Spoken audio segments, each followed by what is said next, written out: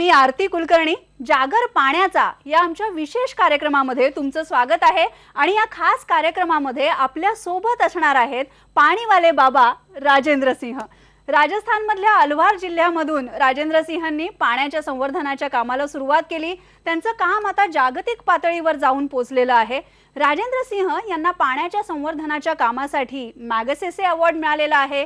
त्याचबरोबर नुकताच त्यांचा स्टॉकहोम पुरस्कारानं सुद्धा गौरव करण्यात आलाय.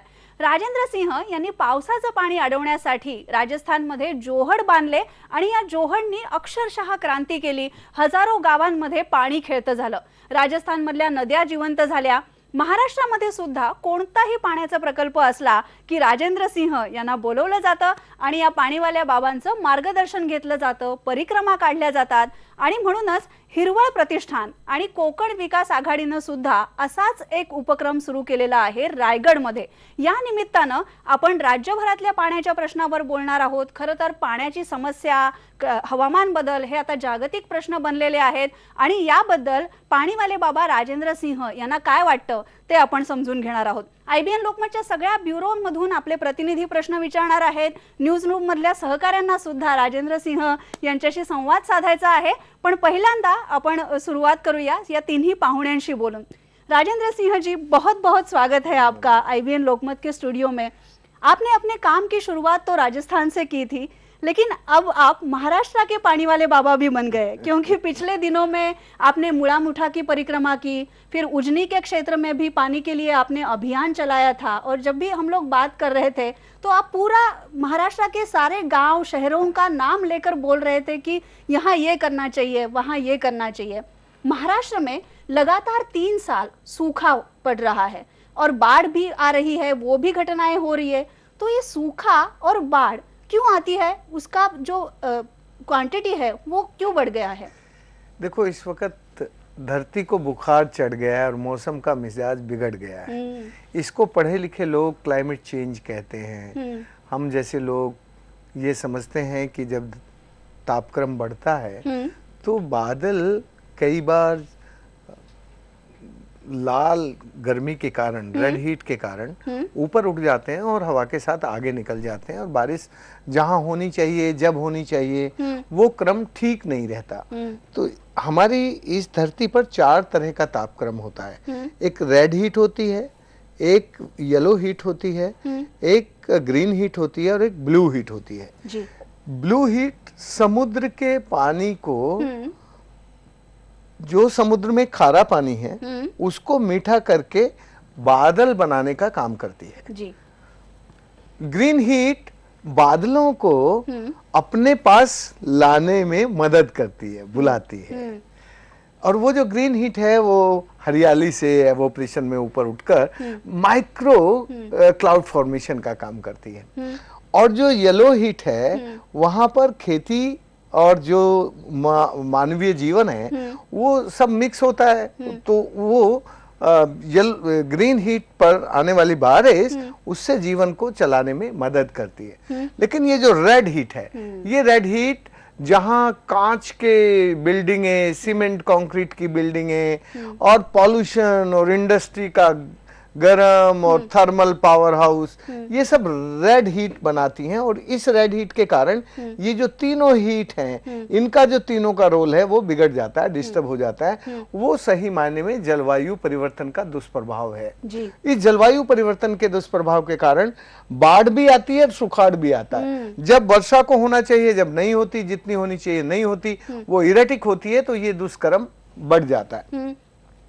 इस वक्त महाराष्ट्र में यदि हम देखें तो पिछले 3 साल से बड़ा हिस्सा सुखाड़ की चपेट में है. लोग मजबूर हैं गांव छोड़ के शहर जाने के लिए, पानी नहीं है.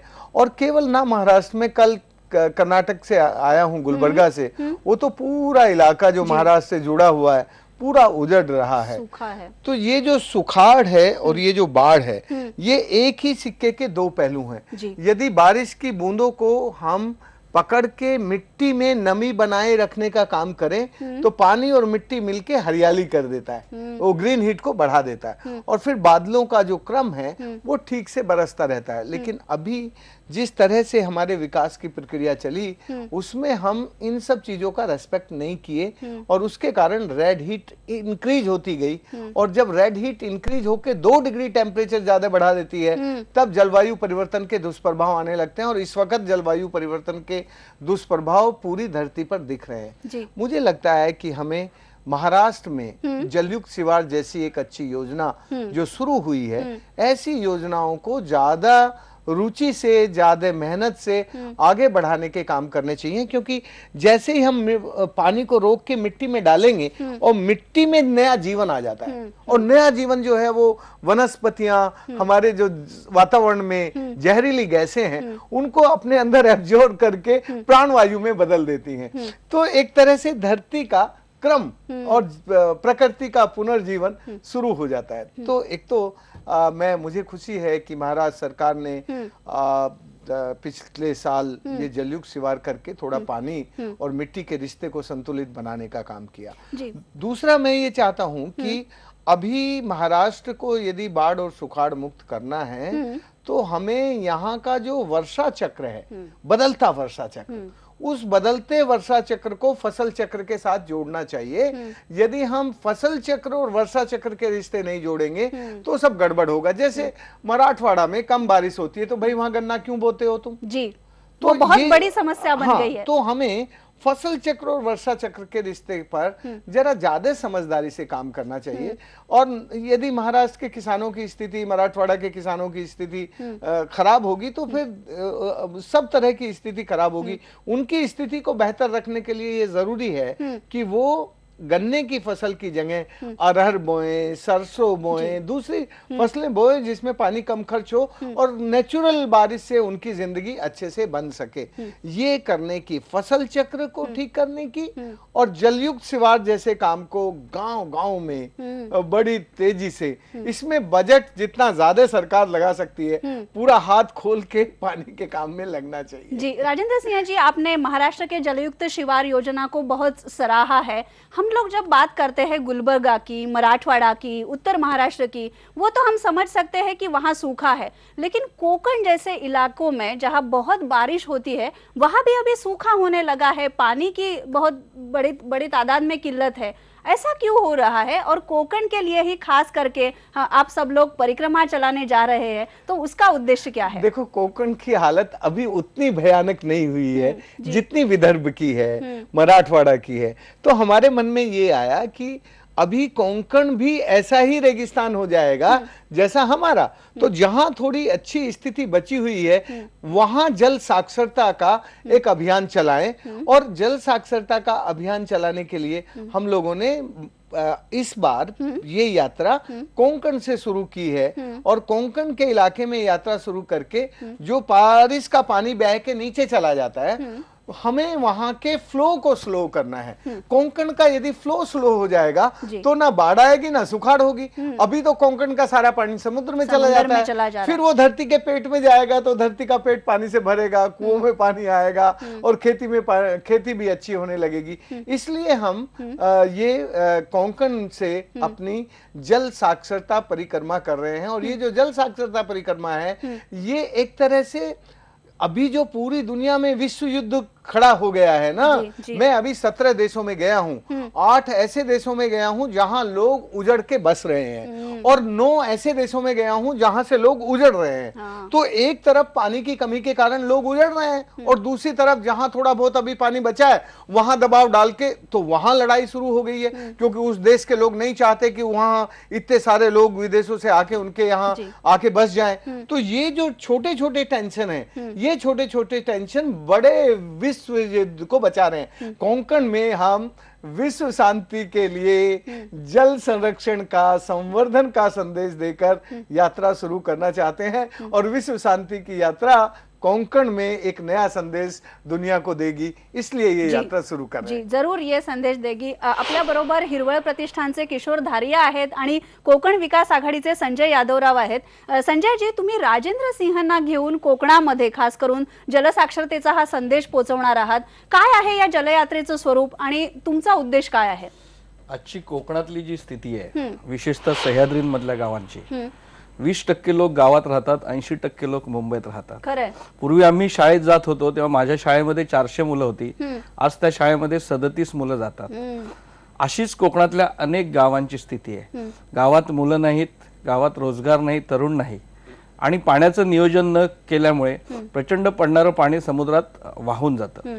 त्यामुळे आम्हाला असं वाटतं की कोकणाला मोठ्या धरणांची आवश्यकता नाही, त्याच्याऐवजी गावागावात जे राजेंद्र सिंगजींनी अलवरला काम केलंय तशा स्वरूपाचे जर बंधारे आपल्याला घालता आले, कोकणची जी जॉग्राफी आहे तिचा विचार करून, जंगल पण आहे आणि ग्राउंड लेवल पण आहे, जर आपण जंगलामध्ये बंधारे घातले तर ग्रॅव्हिटीने पाणी गावात येऊ शकतं, नैसर्गिकरित्या येऊ शकतं. आणि म्हणून आम्ही असं ठरवलं की या सगळ्याचा एक जलसाक्षरता आणि विश्वशांती जलयात्रा करायची. पण त्याचबरोबर कोकणामध्ये किशोरभाई धारिया, मी आणि आमची सगळी टीम, आम्ही ठरवलं की 4 नद्या आपण कामासाठी घ्यायच्या. ओके. म्हणजे गांधारी नदी, जगबुडी, अर्जुना नदी राजापूरला आणि जानवली नदी, या 4 नद्यांमध्ये आम्ही एक राजेंद्र सिंगजींच्या मार्गदर्शनाखाली एक 10 वर्ष काम करायचं ठरवलंय. आणि या प्रत्येक नदीच्या परिसरातली जी 30-35 गाव आहेत, या गावांची केवळ पाणी अडवणं नाही, पाण्यातून मग आधुनिक शेती, त्यातून काही कृषी पर्यटन, त्यातून प्रक्रिया, म्हणजे पाण्यातून समृद्धी निर्माण करण्याची प्रक्रिया म्हणून या मॉडेल रिव्हर्स डेव्हलप कराव्यात आणि संपूर्ण कोकणात अशा स्वरूपाचं एक अभियान करावं. आणि ती शासनाचा फक्त जबाबदारी न ठेवता ती लोक चळवळ करावी, अशी आमची इच्छा आहे. अगदी छान. लोकसहभागातून पाण्याचं संवर्धन करायचा हा उपक्रम आहे. किशोरभाई, किती ते किती तारखेपर्यंत तुम्ही ही मोहीम कोकणामध्ये राबवणार आहात आणि लोकांपर्यंत कसं पोहोचणार आहात? साधारण 15 तारखेला ह्या जलयात्रेची, साक्षरता यात्रेची सुरुवात होईल आणि ती 19 तारखेपर्यंत चालेल. आणि ह्या यात्रेचा मुख्य असं आहे की आपल्याकडच्या नद्यांमध्ये आज तर पाऊस इतका पडतो आणि तरी देखील मार्च पासूनच टँकर चालू होतात. ह्या टँकर मुक्त महाराष्ट्राची जी संकल्पना आहे, जी आदरणीय नानासाहेब धर्माधिकाऱ्यांनी बघितली होती, डॉक्टर मोहन धारियाजींचं स्वप्न होतं, वनराई बंधाऱ्यांमुळे खूप चांगली चळवळ उभी राहिली होती. पाणी अडवा पाणी जिरवाची खरी चळवळ त्यापासून सुरुवात आहे. आणि या चळवळीला व्यापक स्वरूप देताना आता जर तीव्र एक स्वरूप येतंय, पाणी टंचाईचं म्हणा, प्यायच्या पाण्याचं म्हणा, ते त्याच्यावर कशी मात करता येईल, त्यावेळेला ज्यावेळेला आम्ही जलपुरुषांकडे गेलो, त्यांचं मार्गदर्शन घेतलं, तिथं बघितल्यानंतर ह्या कामाला, वनराईच्या कामाला, हिरवळच्या कामाला अजून गती आली. आणि आम्ही असं ठरवलं की एक नदी आपण सुरू केली. आता काय होतं की आपल्याकडे एक तर कुठल्याही नद्यांचं अजून सर्वेक्षण पूर्ण झालेलं नाही. एखाद्या नदीवरचं सर्वेक्षण पूर्ण करून तिथे जर बंधारे केले आणि पाणी अडवण्याची आपण जर सुरुवात केली, त्यामुळे 2 गोष्टी होतील. एक तर आता कृषीपासून लांब जाणारा जो समाज आहे तो पुन्हा कृषीकडे येऊ शकेल. एक रिव्हर्स मायग्रेशनचं जे स्वप्न आहे ते रिव्हर्स मायग्रेशनचं स्वप्न सुरू होईल. खेड्याकडून गावाकडे, ज्या शहरांकडे वाढणारा जो लोंढा आहे तो थांबवता येईल. आणि त्याची जर सुरुवात असेल तर ही पाण्यापासून होईल. आणि हे जे 2 टप्पे आहेत या यात्रेचे, पहिल्या टप्प्यात पाणी कसं अडवायचं, कसं जिरवायचं ते डॉक्टरजींच्या माध्यमातून आपण सुरू करतोय. हे प्रयोग करताना त्यानंतर आपल्या गावांमध्ये मिळणारं पाणी हे शुद्ध पाणी आहे का, आरोग्याच्या दृष्टीने लाभदायक पाणी आपल्या ग्रामस्थांना मिळतं का, त्या दृष्टीने देखील आपला पुढचा प्रयत्न राहणार आहे. बरोबर. आणि त्याचबरोबर शुद्ध पाण्याबरोबरच कृषी क्षेत्राकडे मग ह्या पाण्याचा कसा वापर करता येईल हे बघता येईल. बरोबर. म्हणजे शेती, पर्यटन, तिथलं सगळं लोकजीवन, ह्या सगळ्याची सांगड तुम्ही या उपक्रमामध्ये घालणार आहोत. आपल्या सोबत न्यूजरूम मधून आपले सहकारी सुद्धा आहेत. त्यांना सुद्धा राजेंद्र सिंहांना काही प्रश्न विचारायचे आहेत. आता आपण आमचे न्यूज एडिटर अमोल परचुरेंकडे जाऊया. अमोल, न्यूजरूम मध्ये आपल्या सहकाऱ्यांना प्रश्न विचारायचे आहेत आणि त्याचबरोबर आपल्या ब्युरो मधून सुद्धा प्रतिनिधी आपल्याला प्रश्न विचारणार आहेत. आता सध्या कोणाला प्रश्न विचारायला आवडेल राजेंद्र सिंहांना? बरोबर आहे आरती. सर्वात प्रथम न्यूजरूममध्ये सुद्धा खूप उत्साहाचं वातावरण आहे, कारण राजेंद्र सिंग स्वतः आपल्या स्टुडिओमध्ये आहेत आणि त्यांच्याकडून बऱ्याच गोष्टी आपल्याला ऐकायच्या आहेत. आपल्यासोबत स्वाती लोखंडे आहे, जी मुंबई शहराचं कव्हरेज म्हणजे मुंबई शहराच्या समस्या असतील त्या कव्हर करते, त्याबद्दल काम करते. सगळ्यात महत्त्वाचा मुद्दा जो आहे पाण्यासंदर्भातला, तिच्या मनात काय त्याच्याबद्दल प्रश्न आहे राजेंद्र सिंग यांना विचारण्यासाठी थेट तिच्याकडेच देतो. दरअसल मुंबई और कोंकण के बारे में मुझे 2 सवाल आपसे पूछने हैं। सबसे बड़ा सवाल, अगर हम बात करें कोंकण की, जहाँ पर सबसे ज़्यादा पानी बरसता है और वहीं पर सारा पानी बहकर समंदर में चला जाता है, ऐसे में जब भी कोई मुहिम या फिर अभियान चलाना होता है, आप जैसे किसी एक्टिविस्ट को आगे आकर ही ये मुहिम या अभियान चलाना पड़ता है। आपको लगता है कि दिस इज़ हाई टाइम कि अभी इस तरह की स्टडीज़ बच्चों को दी जाए, जिससे कि उनको अपने आसपास की जो समस्या है उनका ज्ञान हो, और हर एक चीज़ के लिए कोई एक्टिविस्ट को आगे आने के पहले ही ये बच्चे या फिर जो बच्चे बड़े होकर आगे जाकर नागरिक बनने वाले हैं वो शायद पहल करें? तुमने बहुत अच्छा सवाल पूछा और साथ में सवाल का जवाब भी दे दिया. हाँ, इस वक्त बहुत इस बात की बहुत ज़रूरत है कि हमारे जो शिक्षा के पाठ्यक्रम हैं उनमें इन सब परिस्थितियों का, पानी का, निसर्ग का जितना गहराई से अध्ययन जुड़ा होना चाहिए वो नहीं है. यदि वो अध्ययन नहीं है तो फिर शिक्षकों को कोशिश करनी चाहिए कि भाई जो हमारी परिस्थिति है, जो हमारी भौगोलिक स्थिति है और जो निसर्ग की स्थिति है, उसको हमारे बच्चे समझें और समझ के इस तरह के कामों को आगे आके करने लगें. लेकिन अभी हमारे कॉलेजेस में, हमारे स्कूलों में वैसा वातावरण निर्माण नहीं हुआ है. हमें लगता है कि ये जो यात्रा है वो हमारे कॉलेजों में भी और स्कूलों में भी बच्चों के अंदर एक वातावरण निर्माण का काम करेगी, और फिर हमारे शिक्षक भी इस चीज़ को अपने आप आगे चल के उठाएंगे, अपने आप आगे चल के हमारी अगली पीढ़ी को सिखाएंगे, समझाएंगे. उसी दृष्टि से इसका नाम हमने जल साक्षरता रखा है. नहीं तो हम कुछ और बड़ा नाम भी रख सकते थे, पर हमने बहुत छोटा नाम रखा है, क्योंकि हम यदि इस यात्रा से कोंकण में जो अभी सारा पानी समुद्र में चला जाता है वो समुद्र में ना जाकर कोंकण की पहाड़ियों में एब्जॉर्ब होकर और फिर धीमे धीमे नीचे तक जाए, हम सब की ज़रूरत को पूरा करता हुआ ऐसा पानी का चक्र हम कोंकण में बनाने की एक चेतना जगा सकें, एक साक्षरता पैदा कर सकें, वो अच्छा होगा. उसी से हमारे स्कूली बच्चे भी और उसी से हमारे कॉलेज और यूनिवर्सिटी के बच्चे भी इस काम में जुड़ेंगे. बच्चे और जो यूथ है हमारे राज्य के, वही बड़ी आशा है राज्य की. और जैसे आपने कहा राजेंद्र सिंह जी कि बहुत सारे बच्चे और यूथ अभी आगे बढ़ रहे हैं, नदी की स्वच्छता कर रहे हैं, पाणी की साक्षरता जो है वो उनमें बहुत बड़ी है. आपण राजेंद्र सिंहांशी संवाद साधतोय पाण्याच्या साक्षरतेबद्दल, पाण्याच्या संवर्धनाबद्दल. आपल्या सगळ्या प्रतिनिधींना सुद्धा प्रश्न विचारायचे आहेत, पण आता आपण एक ब्रेक घेणार आहोत आणि ब्रेक नंतर मराठवाडा, उत्तर महाराष्ट्रातही जाऊया. पहा फक्त IBN लोकमत.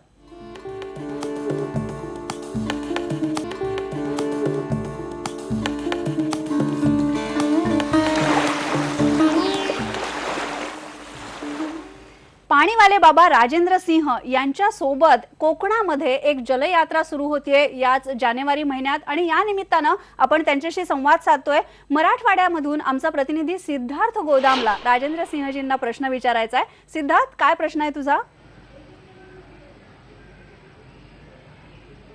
राजेंद्र सिंह जी, मेरे कई सवाल है आपके लिए, क्योंकि सूखाग्रस्त मराठवाड़ा से हो और सूखे का संबंध पानी से है और पानी के आप जानकार हो. सबसे पहली बात यह है कि मराठवाड़ा के तकरीबन 100% जो नदियां हैं ये मृत हो चुकी है. और आपने औरंगाबाद में एक बार कहा था कि सरकार जितना खर्च कर रही है पानी के बंदोबस्त पे, उसमें से 1/4 हिस्सा अगर आपको दिया जाए या आपको प्लानिंग में लिया जाए तो आप मराठवाड़ा के नदियां बहा सकते हैं. ये पहला सवाल है, क्या ये चमत्कार अभी संभव है? और दूसरा सवाल ये है कि आपने कहा था कि मराठवाड़ा का किसान अगर गन्ने की खेती लेता है तो मराठवाड़ा के लिए वो सुसाइड साबित हो सकती है. तो आपको क्या लगता है कि मराठवाड़ा में अभी जो क्रॉप पैटर्न है वो बदलना चाहिए? तुम्हारे तीनों सवाल बिल्कुल अपने आप में एक एक शब्द के जवाब हैं.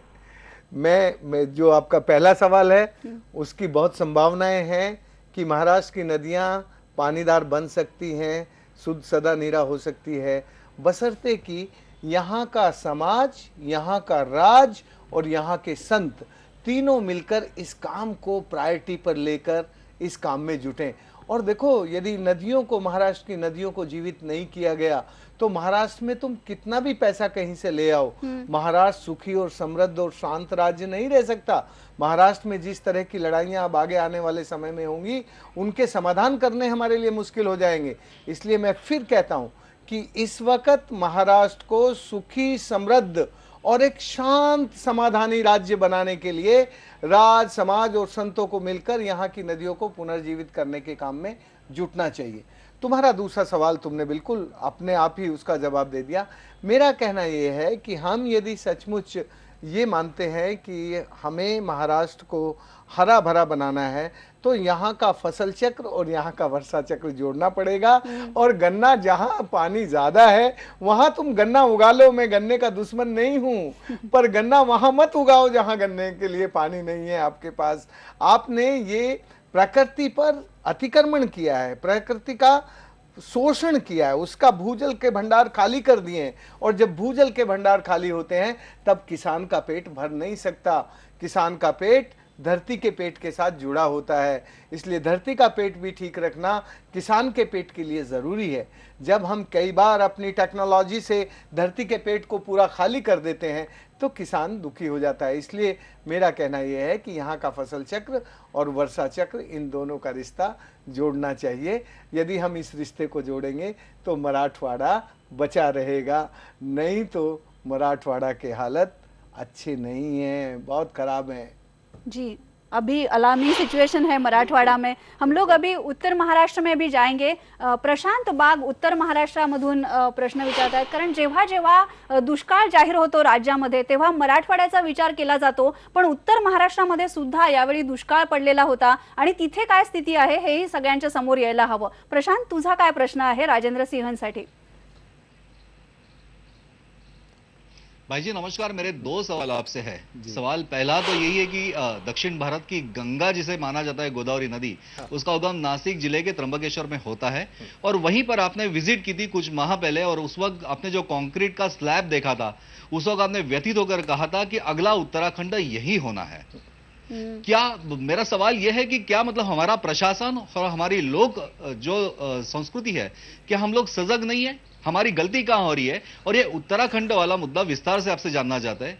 भाई जी मेरा दूसरा सवाल यह है, मुझे याद है कि करीबन इलेक्शन से पहले की बात है, नासिक में एक समारोह में उत्कृष्ट आमदार पुरस्कार आपके हाथ से देवेंद्र फडणवीस उनको दिया गया था, उस वक्त अपोजिशन में थे। मुझे याद है कि उसी मीटिंग के अंदर आपने एक ड्राफ्ट उनको दिया था, वाटर सिक्योरिटी एक्ट। केंद्र सरकार ने ये कानून बनाना चाहिए और राज्य सरकार ने ये बनाना चाहिए। अभी तो सरकार में भी आ गए, सीएम आपके साथ हमेशा बात करते रहते हैं। ये वाटर सिक्योरिटी एक्ट का ड्राफ्ट आपने जो दिया हुआ है, क्या आपने उसके बाद उनके पीछे कभी कोशिश नहीं की कि मतलब ये एक्ट का क्या हुआ, ये लागू होना चाहिए? क्योंकि उत्तर महाराष्ट्र से ही सूखा गिरता है और यहां से ही पानी मराठवाड़ा को भी जाता है। पानी के ऊपर से माहौल बड़ा खराब होते जा रहा है। भाई जी जवाब जानना चाहते हैं आपसे। देखो, एक अच्छी बात है कि आपके मुख्यमंत्री ने मुख्यमंत्री बनने के बाद बराबर अपनी बातों को निभाया है और वो बराबर संपर्क में है। मैं तुम्हें ये बताते हुए मुझे प्रसन्नता है कि उन्होंने वाटर सिक्योरिटी की दृष्टि से अभी 5-6 दिन पहले जब वो नागपुर में थे तब एक जो मेरा ड्राफ्ट था उसके आधार पर उन्होंने महाराष्ट्र में एक नदी पुनर्जीवन के लिए एक नोटिफिकेशन अभी अभी निकाला है। 3-4 दिन हुए, मेरे पास उसकी कॉपी है लेकिन मेरे बैग में रह गई। तो मैं तुम्हें उसका नंबर बता दूंगा, आप फोन करके मुझसे पूछ लेना। अच्छा काम है वो एक तरह से, लेकिन मैं जिस दृष्टि से चाहता था कि वो पूरे राज्य की दृष्टि से और पूरे देश की दृष्टि से वो फूड सिक्योरिटी बिल की तरह आए, उस रूप में तो नहीं आ रहा है, वो कानून के रूप में नहीं आ रहा है। लेकिन उन्होंने उसको एग्जीक्यूट करने की दृष्टि से नीचे से जल युक्त शिवार के साथ जोड़कर नदी पुनर्जीवन के लिए एक अच्छा नोटिफिकेशन निकाला है, जिससे मुझे काफ़ी होप है कि वो आगे भी इसको और आगे बढ़ाएंगे। दूसरी बात मैं ये कहना चाहता हूँ कि नासिक में और खासकर नासिक के ऊपर जिस तरह से नदी को सीमेंट कंक्रीटाइज किया गया है वो एक बहुत ही बेसमझी का काम है। और कई बार क्या होता है ना, ये भगवान के लाडले बेटे भगवान का प्यार में बिगड़ जाते हैं। ये महाराष्ट्र के जो लोग हैं ना, इनको भगवान ने बहुत कुछ दिया है, तो जब कुछ बहुत कुछ देते हैं ना तो तो वो अपनी चीजों का उतना प्यार नहीं करते। इस नदी को सीमेंट कंक्रीटाइज करने की जरूरत नहीं थी। इन्होंने त्र्यंबकेश्वर में भी उसको सीमेंट कंक्रीटाइज कर दिया और नीचे भी कर दिया। भाई यदि आप नदियों को सीमेंट कंक्रीटाइज करेंगे तो ये धरती का पेट पानी से कैसे भरेगा, नीचे के कुएं कैसे रिचार्ज होंगे। जिस पानी को आप निकाल के अपने पीने का काम करते हैं, खेती का काम करते हैं, वो तो रिचार्ज की प्रोसेस खत्म हो जाएगी। और जिस दिन तेज बारिश आएगी उस दिन उत्तराखंड से भी ज्यादा भयानक बाढ़ आपके राज्य में आ जाएगी। क्योंकि आप जब तक अपने पानी को, जो वर्षा का पानी मिला है, उसके लिए रिचार्ज की संभावनाएं नहीं छोड़ेंगे और वो रिचार्ज के रास्ते नहीं होंगे, तो जो भी पानी ऊपर से बरसा वो एक्यूमुलेट होकर आपके नीचे बाढ़ ले आएगा। बाढ़ जो है वो इतनी भयानक है, चाहे वो उत्तराखंड हो और चाहे चेन्नई हो और चाहे बंबई हो, ये विनाश करती है। बाढ़ विनाश का प्रतीक है। इसलिए मेरा कहना यह है कि नदियों को सीमेंट कंक्रीटाइज मत करो। तुमने जो त्र्यंबकेश्वर में, नासिक में नदियों को सीमेंट कंक्रीटाइज किया है, इस सीमेंट कंक्रीटाइजेशन को हटाओ। और इसको हटाने के लिए नासिक के बहुत सारे नौजवान लगे हुए हैं, चाहते हैं वो कि हमारी नदी नदी की तरह बहे। यदि हम नदी को नदी नहीं बनाएंगे तो हमारा जीवन नहीं चल सकता। नदी की हेल्थ और हमारी हेल्थ दोनों के रिश्ते हैं। हमें यदि स्वस्थ रहना है तो हमें अपनी नदी को भी स्वस्थ रखना पड़ेगा। इसलिए मैं तुम्हारे दोनों सवालों के जवाब में इतना कहना चाहता हूं कि हमारी सरकार और हमारा राज्य और हमारे संत, इन सब को जुड़कर नदियों को नदी बनाने के काम में लगना चाहिए। नहीं तो हमारी प्रॉस्पेरिटी नहीं है, हमारी शांति नहीं है और हमारा स्वास्थ्य भी नहीं है। जी, आप बहुत पैशन से नदी के बारे में बात कर रहे हैं राजेंद्र सिंह जी। जब भी कभी पेड़ काटे जाते हैं, जंगलों पे एनक्रोचमेंट होती है, तो हम लोग बात करते हैं कि यहाँ पर्यावरण का नुकसान हो रहा है। लेकिन पूरे देश की नदियों में, महाराष्ट्र के नदियों में जो स्लो पॉइजनिंग हो रहा है, पूरे एनक्रोचमेंट हो रहे हैं, किसी को ज्यादा परवाह नहीं है। लोग कहते हैं कि नदी नदी नहीं रही, लेकिन नदी को नदी बनाने के लिए क्या करना चाहिए, क्या प्रायोरिटी होनी चाहिए? देखिए, पिछले 10-12 साल से जो रिवर और सीवर को सेपरेट करने की जो लड़ाई थी, और जो हम चाह रहे थे कि एक अलग मंत्रालय बने नदी पुनर्जीवन का, अच्छा हुआ कि सरकार ने आते के साथ भारत सरकार ने एक नदी पुनर्जीवन का मंत्रालय बनाया और संयोग से एक नारी को उसका जुम्मा दिया। तो जो नीर, नारी और नदी के सम्मान का एक एंट्री पॉइंट था, उसमें लगता है कि चलो नदी की जिम्मेदारी दी है। लेकिन नदियों के पुनर्जीवन के बिना और नदियों के फ्लो को अविरल और निर्मल बनाए बिना हम स्वस्थ नहीं रह सकते। हमारी नदियों को बहने की आजादी भी चाहिए, हमारी नदियों को निर्मल बहने की आजादी भी चाहिए। और जो नदियों की जमीन है, उस नदियों को, जमीन को किसी और दूसरे काम में नहीं लगाएं। नदियों की जमीन का हक नदी को है, नदी के पानी का हक नदी को है, नदी की निर्मलता का हक नदी को है।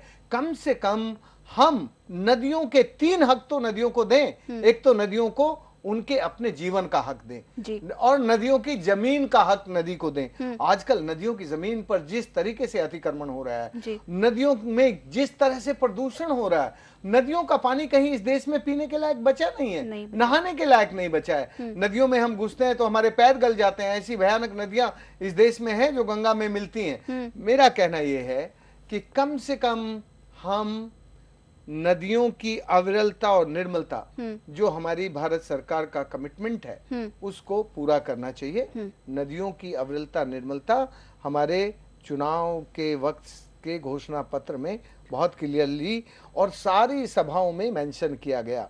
इसलिए उसको हमें जीवित करना चाहिए। मुझे तो ये भी कहना है, आज मुझे बहुत खुशी हुई यहाँ के फाइनेंस मिनिस्टर के साथ बात करते हुए।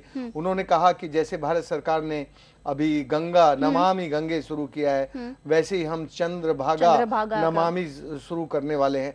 तो ये सुनकर मुझे अच्छा लगता है। बट हम ये भी चाहते हैं कि हम सचमुच इस अच्छे काम को अच्छे से एग्जीक्यूट करें और अच्छे से एग्जीक्यूट करके एक मॉडल दिखा दें कि देखो हमने नमामि गंगे को, नमामि चंद्रभागा को नमामि कर दिया। नमामि का मतलब केवल ये नहीं होता कि आप एक बड़ा सा बजट बना के और बड़ी से अनाउंस कर दें। नमामि का मतलब होता है कि हमारी नदी ऐसी हो जाए कि हम उसको नतमस्तक करने के लिए सिर झुका के उसमें स्नान करने के के लिए कूद पड़े।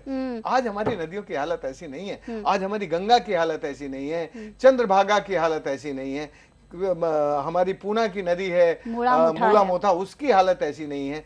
नदियां माँ है कहने को, हम सब माँ कहते हैं, लेकिन हमने उनको मैला ढोने वाली मालगाड़ी बना दिया है। यदि हम मैला ढोने वाली मालगाड़ी बनाएंगे तो नदियों में पानी जहर की तरह बहेगा, और वो पानी जब हमारे शरीर में जाएगा तो हमारे शरीर को बीमार करके खत्म कर देगा। इसलिए हमें अपनी सेहत को यदि ठीक रखना है तो नदियों की सेहत ठीक रखना शुरू करें। जी राजेंद्र सिंह जी, नदी का जो मुद्दा है वो आपने जैसे कहा कि सरकार अगर गंभीरता से ले और उसका एग्जीक्यूशन करे तो ही कुछ हो जाएगा। कोकण से दिनेश केळुसकर भी है। दिनेश, आपण नद्यांवर बोलतोय, मराठवाड्याच्या दुष्काळाबद्दल बोलतोय, जेव्हा जेव्हा कोकणाचा विचार होतो तेव्हा तेव्हा कोकणातल्या समुद्राचा विचार होतो आणि असं वाटतं की कोकणात कशाला दुष्काळ आहे, एवढा पाऊस तर पडतो। पण आता जी जलयात्रा राजेंद्र सिंह, किशोर धारिया, संजय यादवराव यांनी सुरू केलेली आहे ती कोकणासाठीच आहे। तुला काय वाटतं, तुझ्या काय अपेक्षा आहेत या जलयात्रेकडून? सबसे पहले तो मैं राजेंद्र सिंह और उनके जुड़े हुए साथीदारों का बहुत ही स्वागत करता हूं कि आपने कोंकण से ये जल साक्षरता अभियान शुरू कर दिया है। कोंकण का मराठवाड़ा होने से पहले ये उठाया गया कदम जो है वो अपने आप में बहुत ही महत्वपूर्ण लगता है मुझे।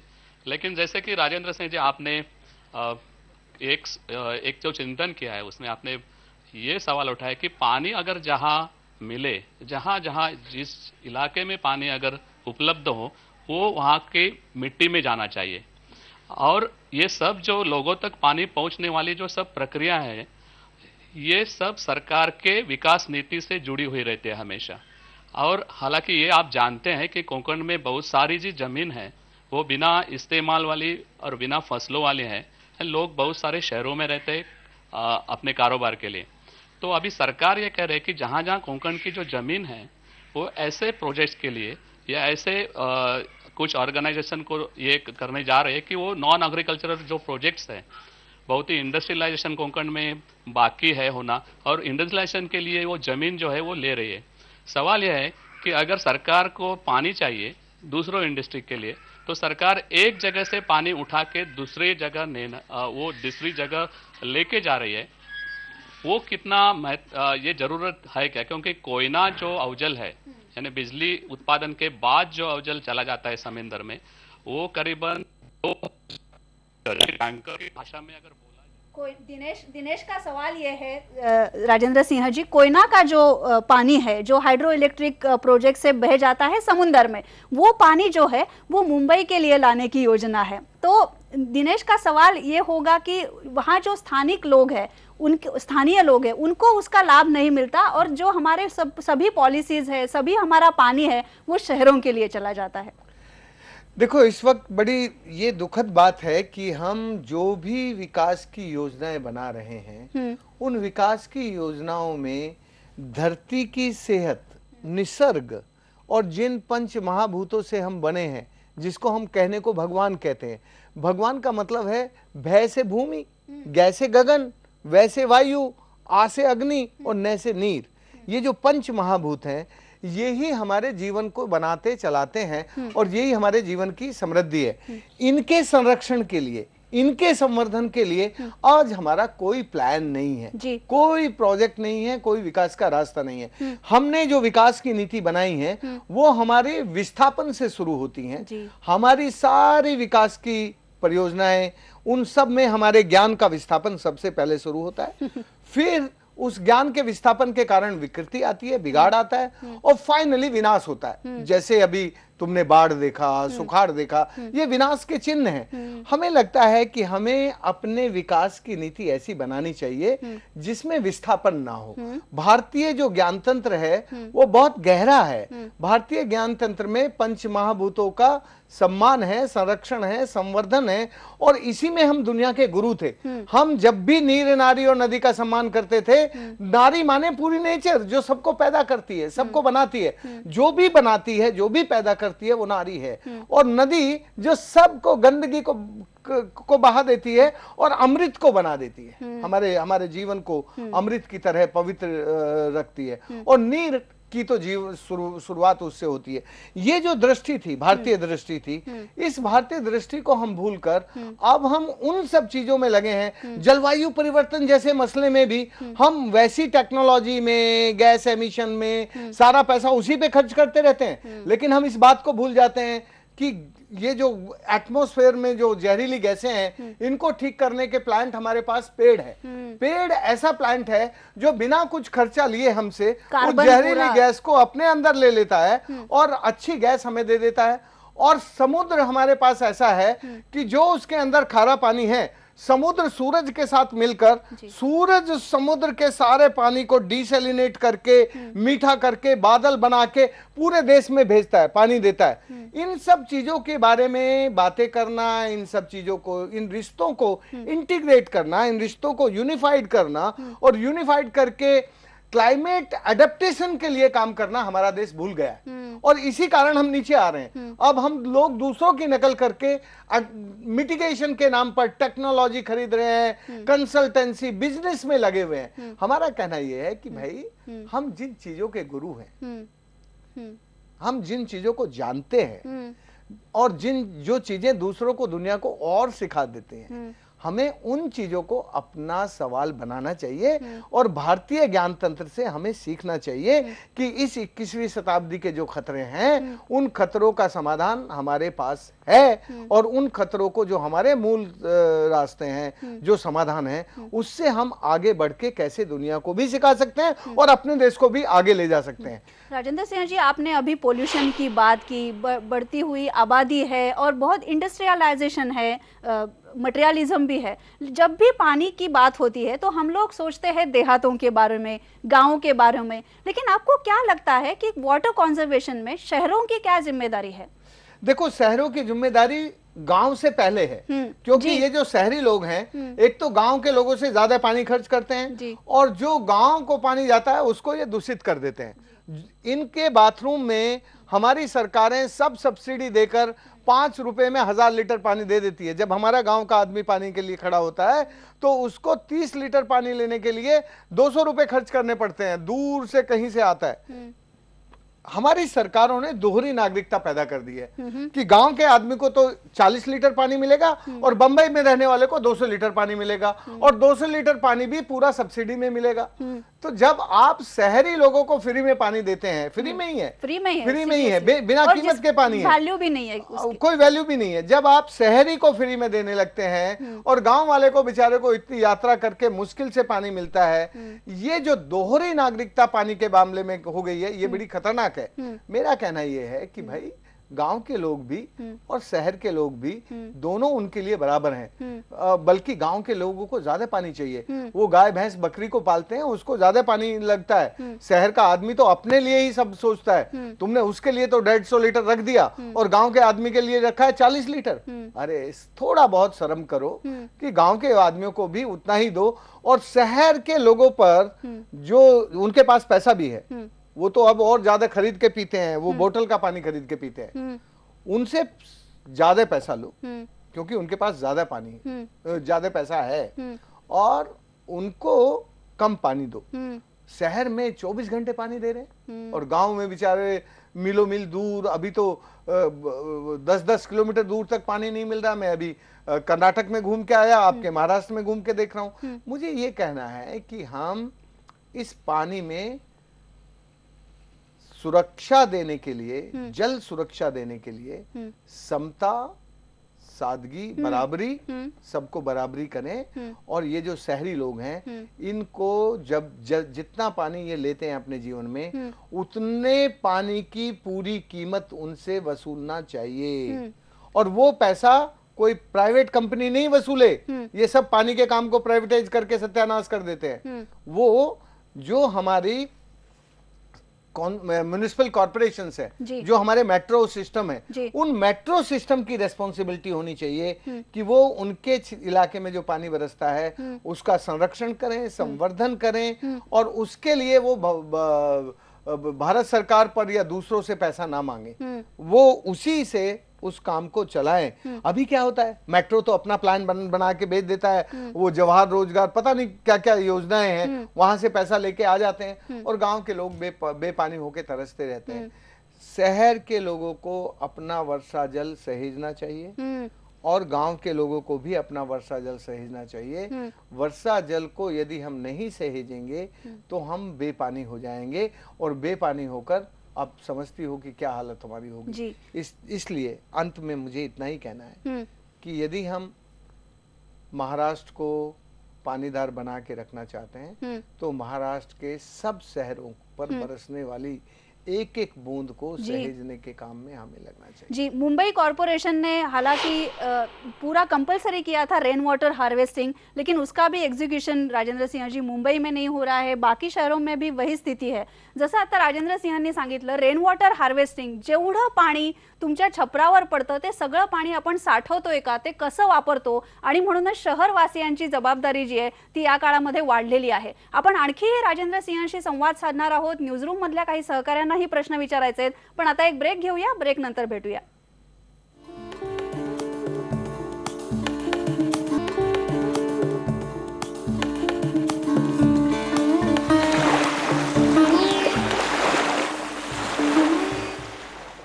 जलतज्ञ राजेंद्र सिंह यांच्या सोबत हिरवळ प्रतिष्ठान आणि कोकण विकास आघाडी हे कोकणामध्ये एक जलयात्रा काढतायत आणि या निमित्तानं आपण पुन्हा एकदा पाण्याच्या प्रश्नावर बोलतोय। न्यूजरूम मधल्या सहकाऱ्यांना राजेंद्र सिंहांना प्रश्न विचारायचे आहेत आणि म्हणून आपण थेट जाऊया अमोलकडे।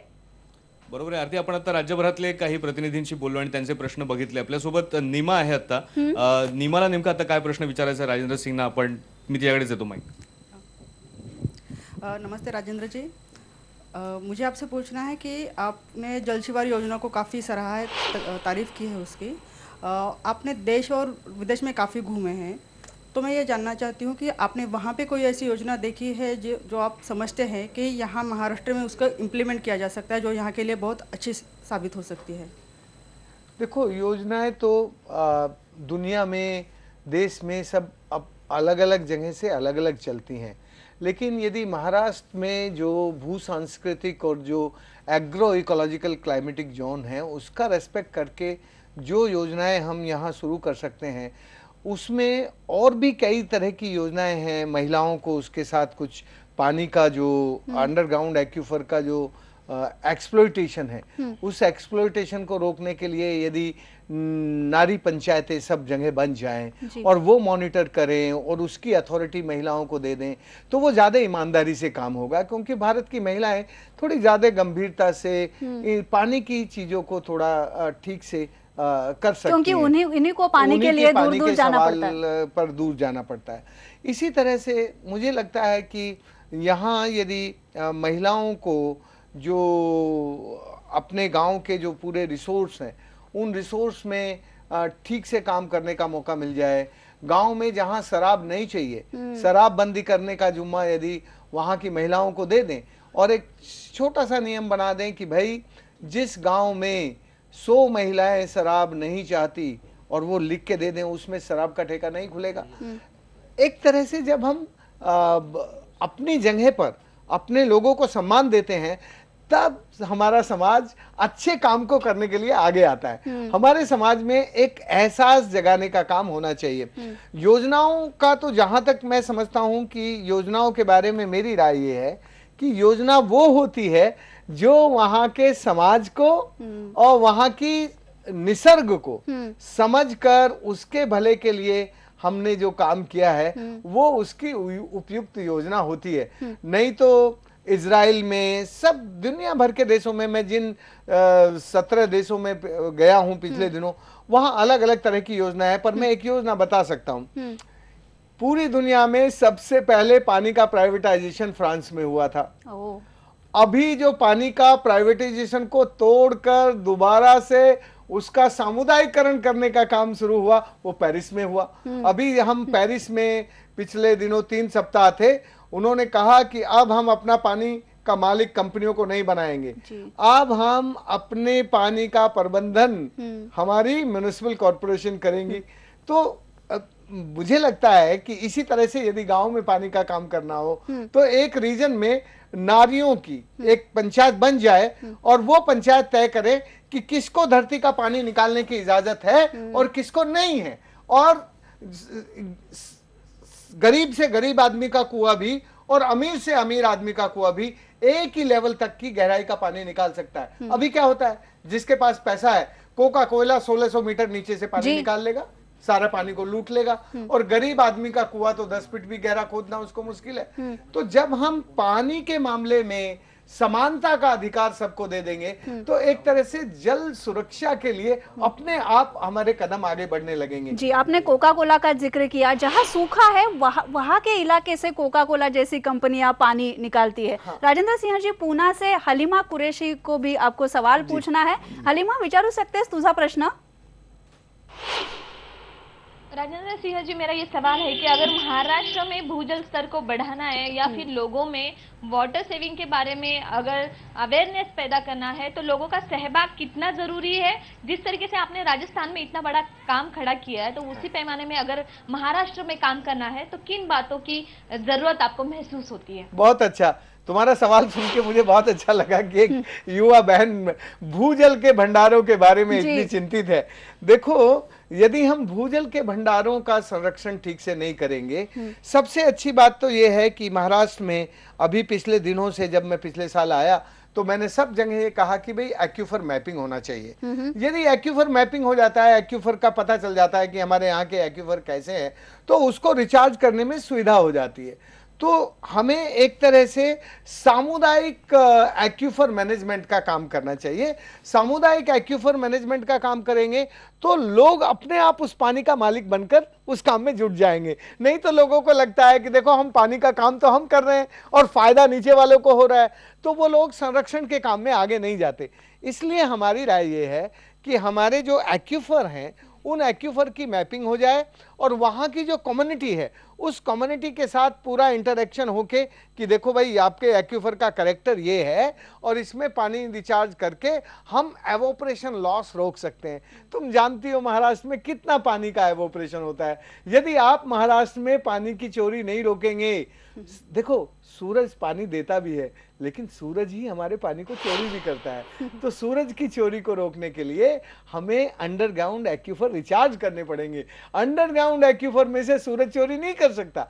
इसलिए जब लोगों को तुम ऐसे उनकी भाषा में समझाना शुरू करोगी तो लोग तुम्हारे साथ जुड़ जाएंगे, और लोगों की भागीदारी के बिना भूजल का संरक्षण का काम नहीं हो सकता। इसलिए उनके साथ जुड़कर एक अपनापन और उनको एहसास कराना कि तुम ये काम कर सकते हो। मैंने कुछ खुद ने, मेरे करने से थोड़ा ही होता वो काम इसलिए हो गया कि मैंने लोगों के मन में एहसास पैदा कर दिया, और एहसास पैदा करने के साथ साथ लोगों को आभास हो गया कि हम इस तरह से पानी का काम कर सकते हैं, तो लोग करने लग गए। इसलिए मैं तुमसे कहता हूं कि तुम महाराष्ट्र के लोगों के साथ उनके मन में ये एहसास पैदा कर दो। जी, आपने जैसे कहा ग्राउंड वॉटर एक्विफर की बात हुई, जेव्हा जेव्हा दुष्काळ पडतो तेव्हा तेव्हा मग आपण आपला भूजल साठा किती आहे ते शोधायचा प्रयत्न करतो, पण त्याच्या आधीच जर शहरांमध्ये गावांमध्ये आपल्या भूमिगत पाण्याची पातळी जर आपण सारखी तपासली तर आपल्याला कळू शकेल की आपल्याकडे किती पाणी आहे आणि जर दुष्काळ पडला तर त्याला आपण सामोरं जाऊ शकतो का। यानंतर एक ब्रेक घेणार आहोत आणि शेवटच्या सेगमेंटमध्ये पुन्हा एकदा संवाद साधणार आहोत। पहा फक्त IBN लोकमत।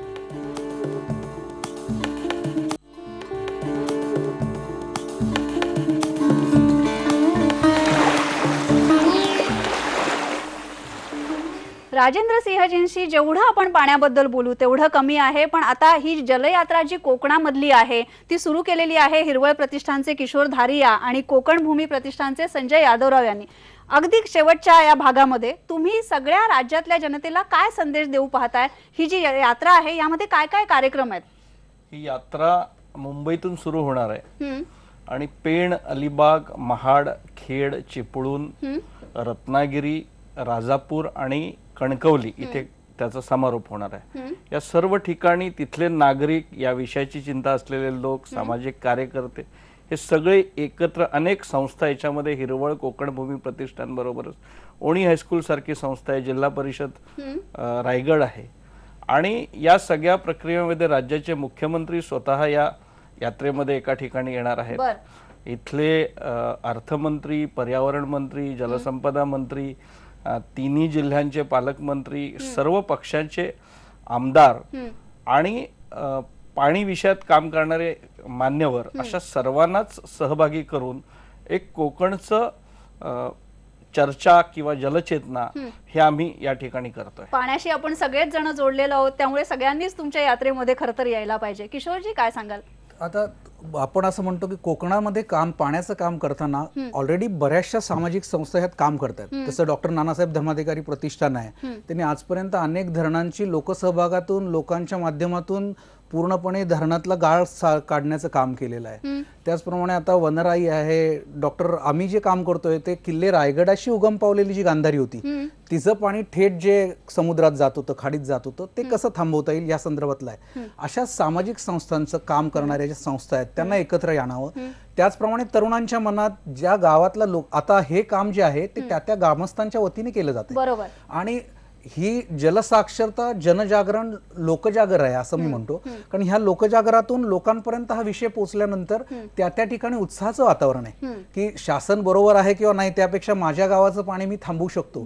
आणि पाणी थांबल्यानंतरचा तिथला जो आनंद आहे तो काही वेगळाच आहे. तो लोक आजपर्यंत काम होतच आहे. वनराई बंधारे आज साधारण 2000 पेक्षा माणगाव तालुक्यात जास्त वनराई बंधारे झालेत. रायगड जिल्ह्यात फार मोठं काम यापूर्वीच उभं केलेलं आहे. त्या क्षेत्रात काम करणारी फार मोठी माणसं ऑलरेडी ह्या क्षेत्रात आहेत आणि त्यांचं काम परत चांगल्या पद्धतीने एकत्र येऊन पुढे घ्यावं, त्यांचं मार्गदर्शन घ्यावं. आदरणीय आप्पासाहेब धर्माधिकारी यांचं म्हणणं आहे की रायगड जिल्हा टँकर मुक्त कसा करता येईल या संदर्भातला सहभाग करावा. आणि मग माथेरान असेल, माथेरानमधलं पूर्ण तळ जे होतं ते साफ करण्याची प्रक्रिया असेल, मसळ्यामधलं जे धरण आहे ते साफ करण्याची प्रक्रिया असेल, ज्या जॅक्वेल्स आहेत ज्या 60-60 वर्षात साफ झालेल्या नाही, जिथून गावाला पाणी जातं, त्या कशा साफ करता येतील ह्या संदर्भातला एक संदेश घेऊन आणि पाण्याच्या संदर्भातले एक व्यापक चळवळ यातून उभी राहील. जे नक्कीच उभी राहील. मोहन दर्याजींनी बघितलेलं एक स्वप्न होतं, जे आदरणीय डॉक्टर साहेबांनी आणि जलपुरुषांनी आम्हाला जे मार्गदर्शन करतात त्याच्या मार्गदर्शनाचा तरुणांपर्यंत कसा आपल्याला पाझर करता येईल त्याकरता ही खरी जलयात्रा. बरोबर. तरुणांमध्ये तर नक्कीच मोठी जलचेतना यात्रा जागवली जाणार आहे. राजेंद्र सिंह जी, आखिर में आप क्या मंत्र देना चाहेंगे महाराष्ट्र के लोगों को? मैं बस इतना कहना चाहूँगा कि महाराष्ट्र के लोग भगवान के लाडले बेटे हैं, लेकिन लाडले बेटे तभी तक रह सकते हैं जब तक हम जितना इस प्रकृति से लेते हैं उतना ही उसको वापस देने का भाव मन में रखें. यदि हम धरती के पेट में से केवल पानी निकालते रहेंगे तो धरती के पेट में पानी का भंडार नहीं बचेगा और हम प्यासे मरेंगे. हमें जितना पानी हम लेते हैं उतना पानी धरती को दें और अपनी प्रकृति को संरक्षित करने का काम करें, तो महाराष्ट्र फिर से वैसा ही हरा भरा सुखी समृद्ध राज्य बन जाएगा. जी, आप महाराष्ट्र में आते रहिए राजेंद्र सिंह जी, और जब आप अगली बार आएंगे तो हम लोग बड़े अभिमान से कह सकेंगे कि हमने पानी के एक एक बूंद को बचाया है. बहुत बहुत शुक्रिया IBN लोकमत के स्टुडिओ में आने के लिए. या खास कार्यक्रमामध्ये आपण इथेच थांबूया. पहा फक्त IBN लोकमत.